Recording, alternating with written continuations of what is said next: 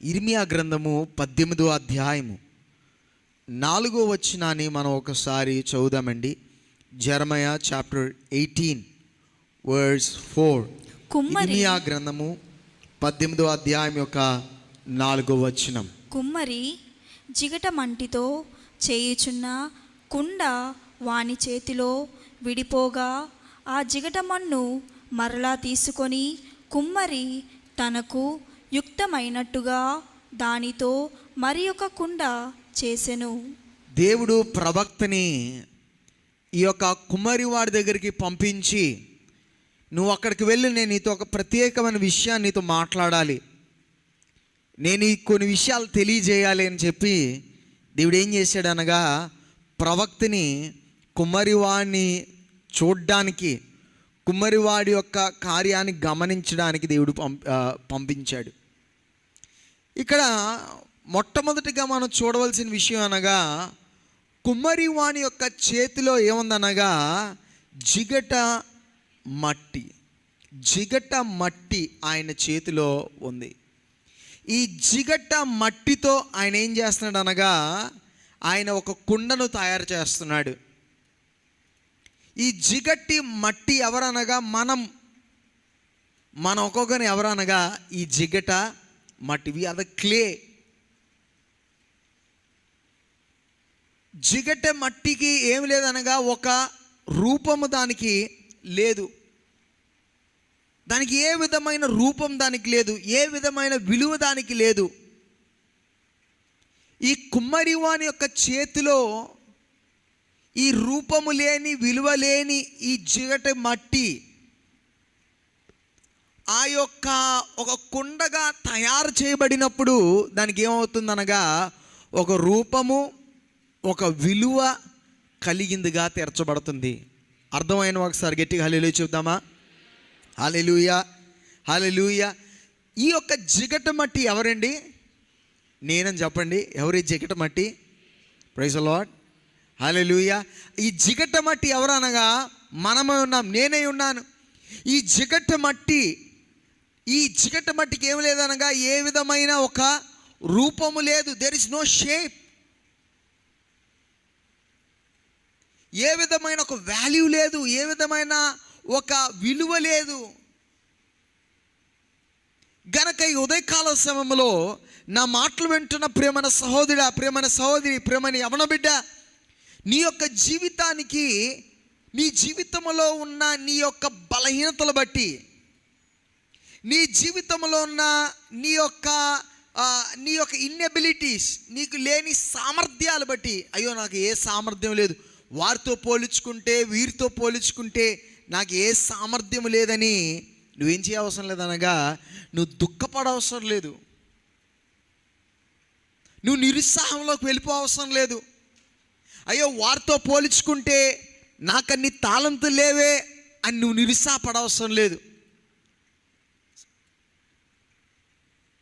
అయ్యో వారితో పోల్చుకుంటే నా జీవితానికి నిజమైన విలువ లేదే, లేదా వారితో పోల్చుకున్న జ్ఞానం నాకు లేదే, లేకపోతే వారి కుటుంబ పరిస్థితులు చాలా వేరేగా ఉన్నాయి, నేను అలాంటి కుటుంబ పరిస్థితుల్లో పుట్టుంటే బాగుండేది, నేను ఇలాంటి ఒక స్థితిలో జన్మించుంటే బాగుండేది, నేను ఇలా చదువుంటే బాగుండేది, లేదా నాకు ఇలాంటి ఉద్యోగం ఉంటే బాగుండేది, అయితే ఏవి నాకు లేవు.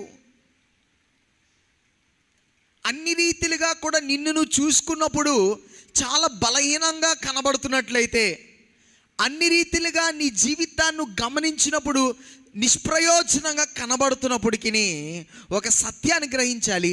రూపము, ఆకారము, విలువ లేని నీ జీవితాన్ని కుమ్మరివాని అన్న దేవుని యొక్క చేతిలో నువ్వు పెట్టగలిగినట్లయితే నీ జీవితం ఏమవుతుందనగా అది మంచి ఒక రూపము కలిగిందిగాను, ఎంతో విలువ కలిగిందిగా తీర్చబడుతుంది. హల్లెలూయా. అర్థమైన వారు మాత్రం ఒకసారి గట్టిగా హల్లెలూయా చెప్పండి. హల్లెలూయా. కొరింథీయులకు రాసిన పత్రిక 1వ అధ్యాయం 1 కొరింథీయులు 1వ అధ్యాయం 26వ వచనాన్ని ఒకసారి మనం చదువుదామండి. 1 Corinthians chapter 1 verse 26, 26వ వచనం. సహోదరులారా, మిమ్మును పిలిచిన పిలుపును చూడుడి. మీలో లోకరీతిని జ్ఞానులైనను గనులైనను గొప్ప వంశము వారైనను అనేకులు పిలువబడలేదు గాని ఏ శరీరియు. చూడండి ఆ వచనంలో అంటుంది, దేవుడు మిమ్మల్ని పిలుచుకున్న వారిని చూడండి అంటున్నాడు. మిమ్మల్ని పిలుచుకున్న వారు మీరు చూసినట్లయితే లోకరీతిగా మీరు ఎవరు కాదంటే జ్ఞానులు కారు, జ్ఞానులు కారు, లేకపోతే గొప్పవారు కాదు, గొప్ప వంశస్థులైన వారు కాదు. చాలా బలహీనుల్ని దేవుడు పిలుచుకుంటున్నాడు. చుట్టూ చూడండి, ఈ లోకములో చూడండి, మన దేశంలో చూడండి, మన యొక్క పరిస్థితులు చూడండి. దేవుడు అనేకమైన సార్లు దేవుడు ఎవడు పిలుచుకున్నాడు అనగా లోకము లేకపోతే బలహీనులుగా అనుకుంటున్న వారిని, లేకపోతే లోకం విలువ ఇవ్వలేని వారిని, లోకము వద్దు అనుకున్న వారిని దేవుడు ఏం చేస్తున్నాడు అనగా దేవుడు పిలుచుకుంటున్నాడు. ఎందుకంటే విలువైంది అందరికీ కావాలి. విలువగా ఉన్నవి అందరూ కూడా ఏం చేస్తున్నారు అనగా వారు దాన్ని చేర్చుకోగలుగుతున్నారు. కానీ విలువలేనిదిగా ఎంచబడుతున్న అనేకమైన కార్యాలు దేవుడు ఏం చేస్తున్నాడు అనగా ఆ విలువలేని జీవితాల్ని దేవుడు ఏం చేస్తున్నాడు, దేవుడు ఆయన నాకు కావాలంటున్నాడు. ప్రైజ్ ది లార్డ్, హల్లెలూయా, హల్లెలూయా. ఆ కింద వచనాలు కూడా చదువుదాం. 1 కొరింథీయులు 1:27 వచనాన్ని కూడా చదువుదాం. ఏ శరీరియు దేవుని ఎదుట అతిశయపడకుండునట్లు జ్ఞానులను సిగ్గుపరచుటకు లోకములో నుండు వెర్రివారిని దేవుడు ఏర్పరచుకొని ఉన్నాడు. బలవంతులైన వారిని సిగ్గుపరచుటకు. దేవుడు ఎవరిని ఎంచుకున్నాడు అనగా దేవుడి యొక్క విధానం ఎప్పుడు ఎలాగుందనగా దేవుడు వెర్రివాడిని, బలహీనులను దేవుడు ఏం చేస్తున్నాడు అనగా ఆయన ఎంచుకుంటున్నాడు. ఆయన బెస్ట్ వెతుక్కోవట్లే. ఆయన ఎవరు నాకు ఎక్కువ ప్రయోజనం అవుతారు, ఎవరికి ఆల్రెడీ మంచి జ్ఞానం ఉంది, ఎవరికి ఆల్రెడీ కావలసిన చాలా ధనం ఉంది, ఎవరికి ఆల్రెడీ మంచి బలము కలిగిన వారుగా, మంచి వంశస్థులుగా, మంచి పేరు కలిగిన వారుగా, అటువంటి వారు నా వారుగా తీర్చబడితే అప్పుడు నాకు ఘనత కలుగుతుంది అని దేవుడు ఏం చేయట్లేదు అనగా ఆయన ఆలోచించట్లేదు. ఆయన ఏం చేస్తాడు అనగా బలహీనులను, ఘనత లేని వారిని, లోకము వద్దు అన్నవారిని ఆయన ఎంచుకొని ఏం చేస్తున్నాడు అనగా ఆయన ఘనతను వారికి ఇచ్చుచున్నాడు. ప్రైజ్ ది లార్డ్, హల్లెలూయా. లోకం యొక్క పద్ధతి ఎప్పుడు చూడండి, లోకములో రాజకీయంగా కానీ కుటుంబ పరాలు కానీ మనుషులు కానీ ఆలోచన ఎప్పుడు ఎలాగుంటుందంటే గొప్పవారితో ఫ్రెండ్షిప్ చేస్తే, పేరున్న వారిని మనకి చేర్చుకుంటే, లేకపోతే హోదాలో ఉన్న వారితో మనం ఉంటే మనకేమవుతుంది అనగా మనకి పేరు వస్తుంది, మనకి హోదా వస్తుంది. ఎవరితో ఫోటో దిగడానికి చూస్తారంటే కొంచెం లోకంలో ఘనముగా ఎంచబడుతున్న వారితో ఏం చేస్తారనగా ఫోటో తీసుకొని అన్ని దగ్గర పెట్టడానికి ఇష్టపడుతూ ఉంటాం. ఎందుకంటే ఏమవుతుంది అనగా ఫలానా వ్యక్తితో నేనేం చేయబడాలనగా నా యొక్క ఫ్రెండ్షిప్ లేకపోతే ఫలానా వ్యక్తితో నాకున్న సహవాసము అందరికీ తెలిసినట్లయితే నా యొక్క స్టేటస్, నా కొరకు వారికున్న ఆలోచన ఏమవుతుంది అనగా గొప్పగా ఎంచబడుతుంది. అందుకే మాటల్లో కూడా ఏమంటారు అనగా నాకు వాళ్ళు తెలుసండి, నాకు వీళ్ళు తెలుసండి, వీళ్ళు నా చుట్టమండి, వారు నా చుట్టమండి. నిజానికి వాళ్ళు ఏమన్నా చుట్టమేం కాదు, ఎవరో ఎక్కడో.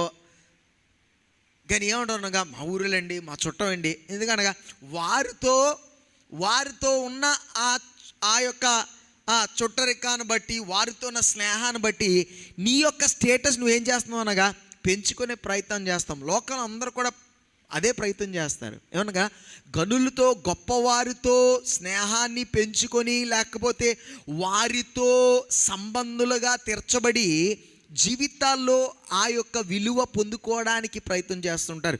కానీ దేవుని యొక్క విధానం చాలా వ్యత్యాసమైనది. దేవుడు ఎలా ఎంచుకున్నాడంటే బలహీనులను దేవుడు ఎంచుకున్నాడంట. చాలా లోకము విసర్జించేసిన వారిని దేవుడు ఎంచుకుంటున్నాడంట. గొప్ప వంశస్థులు కాదు కానీ లోకం వద్దు అనుకున్న వారిని, వీరు పనికిరారు అనుకున్న వారిని దేవుడు వారిని ఎంచుకొని, వారిని ఎంచుకోవడం మాత్రం కాదు, ఆయన ఏం చేస్తున్నాడంట ఆయనకున్న మహిమ, ఆయనకున్న ఘనత, ఆయనకున్న వంతు ఏం చేస్తున్నానగా ఆయన ఎంచుకున్న వారికి ఆయన ఇచ్చుచున్నాడు. Praise the lord. దాన్ని బట్టి ఒకసారి దేవునికి వందనాలు చెల్లిద్దామా? హల్లెలూయా. దేవుని యొక్క ప్రణాళిక ఎంత గొప్పది కదండి. ఆయన ప్రణాళిక గొప్పది గనక ఈరోజు మనము ఇక్కడ దేవుని యొక్క సన్నిధానంలో కూడి వచ్చాం. Praise the lord. హల్లెలూయా. ఆ ప్రణాళిక బట్టి మనం దేవునికి స్తోత్రాలు చెల్లించాలి ప్రతిరోజు. దేవా, నీ యొక్క విధానం అలా ఉంది గనక చాలా బాగుందయ్యా, లేకపోతే నేను ఎప్పుడు కూడా ఎలాగుండేవాడిని అనగా విసర్జింపబడిన వాడిగా, ప్రయోజనం లేని వాడిగా, బలహీనుడితో ఎవరు కూడా ఏం చేయరనగా, బలహీనుడితో స్నేహం ఉందని లేకపోతే బలహీనుడితో ఒక సంబంధం ఉందని చూపెట్టుకోవడానికి ఎవరు ఇష్టపడరు. జీవితాల్లో పరాజయాలు పొందుతున్నవాడు, జీవితాల్లో ఓడిపోతున్నవాడు, తప్పుడు మార్గంలోకి వెళ్ళిపోతున్నవాడు, పాపములో పడిపోయినవాడు, ఒక చెడ్డ సాక్ష్యం కలిగిన వాడు, జీవితంలో సాక్ష్యాన్ని కోల్పోయినవాడు, అటువంటి వాడితో అనేకులు ఎవరు ఏం చేయాలనగా స్నేహం పెట్టుకోవడానికి పిల్లలతో కూడా చెబుతారు, అలాంటి వాళ్ళతో స్నేహం చేయదు, ఎందుకంటే వారితో నిన్ను చూస్తే అందరూ ఏమనుకుంటారంటే నువ్వు కూడా అలాంటి వారే అనుకుంటారు.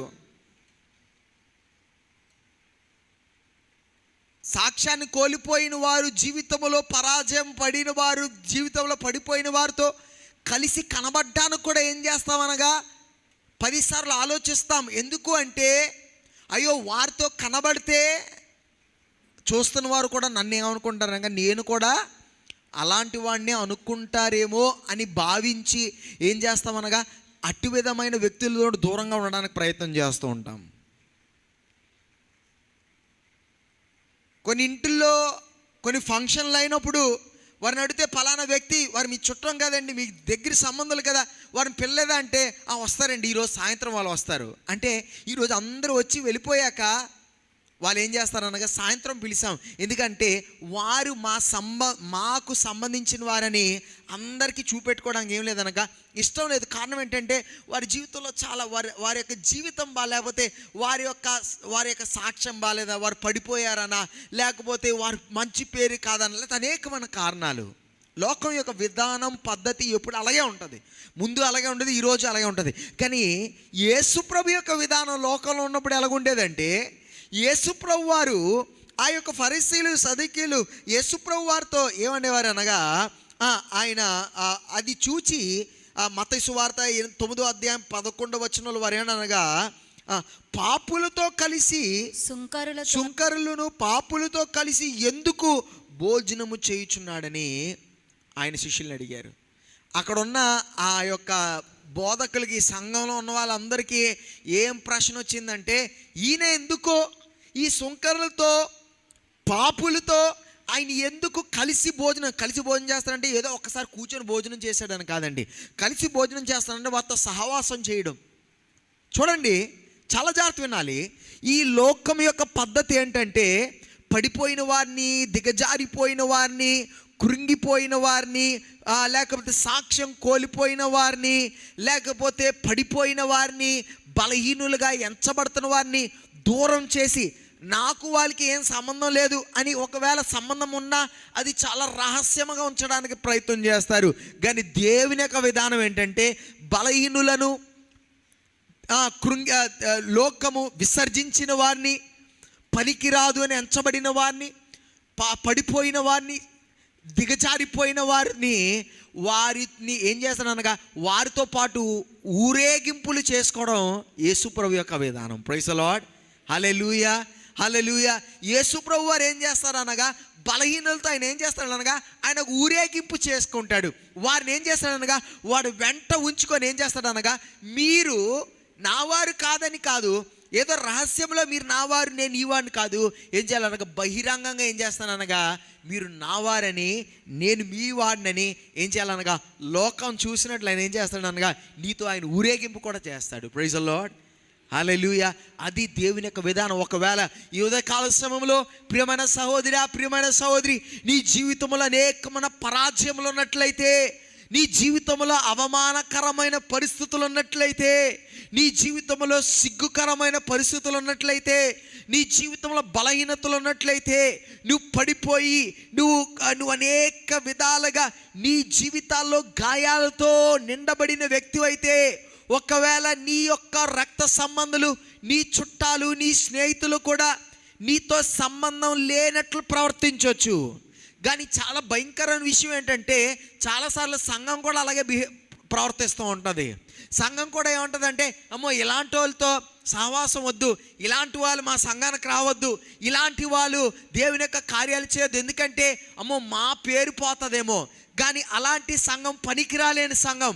ఎందుకనగా క్రీస్తు యొక్క సంఘం యొక్క ప్రాముఖ్యత ఏమనగా, ఈ లోకము విసర్జించిన వాణ్ణి, ఈ లోకంలో విలువ లేని వాణ్ణి, ఈ లోకములో గుడ్డివాడు, ఈ లోకములో కుంటివాడు, ఈ లోకములో ఒక వేశ్య, ఈ లోకములో ఒక తాగుబోతుడు, ఈ లోకములో పతనమైపోతున్న వ్యక్తి కొరకు ఏమనగా దేవుడు క్రీస్తు యేసు ప్రభువు వారు ఈ లోకములోకి వచ్చి వారితో సహవాసం చేసినట్లయితే ఈరోజు సంఘం యొక్క ప్రాముఖ్యత కూడా అంతే.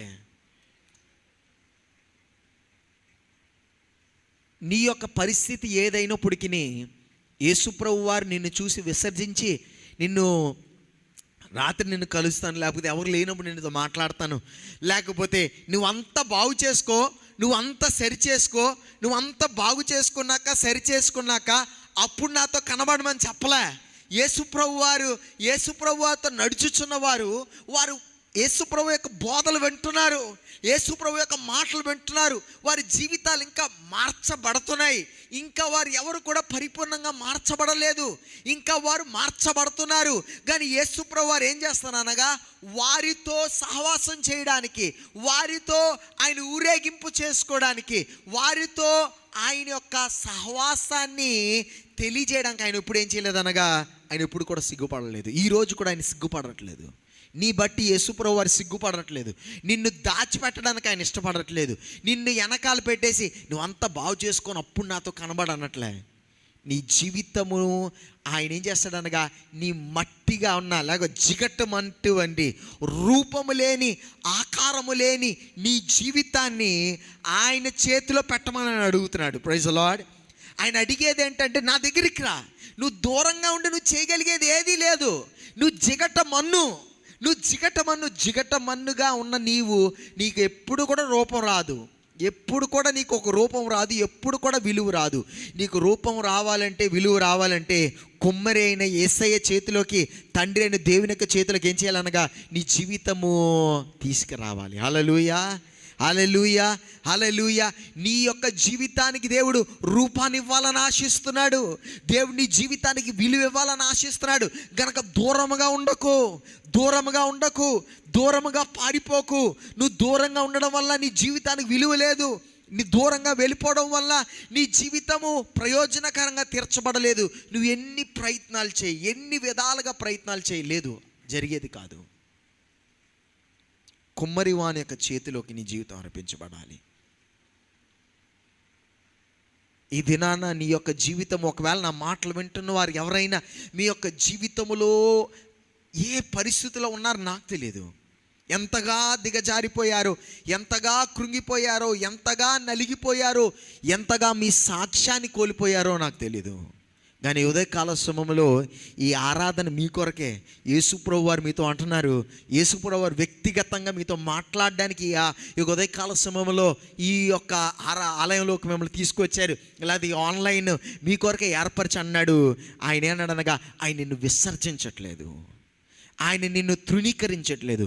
నీ బలహీనత బట్టి, నీ యొక్క పరాజయములు బట్టి, నీ యొక్క నిష్ప్రయోజనమైన జీవితాన్ని బట్టి ఆయన నిన్ను విసర్జించడానికి కాదు, కానీ నీకు ఒక రూపాన్ని ఇచ్చి నీకు విలువైన ఒక పాత్రగా మార్చడానికి ఆయన ఎంతగానో ఇష్టపడేవాడై ఉన్నాడు. Praise the lord, hallelujah, hallelujah.